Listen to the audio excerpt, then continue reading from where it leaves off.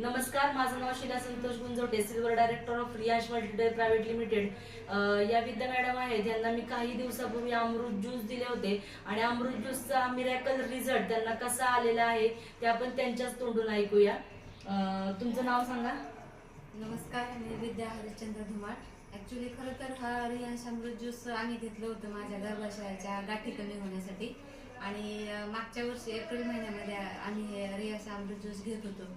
तर ह्या गर्भाशयाच्या गाठी कमी होण्याबरोबर आम्हाला आता त्याच्यात दोन फायदे झालेले आहेत. दुहेरी फायदा झाला आहे की गाठी तर कमी झाल्या, पण त्या गाठीबरोबर मला आता नॅचरली प्रेग्नन्सी राहिलेली आहे.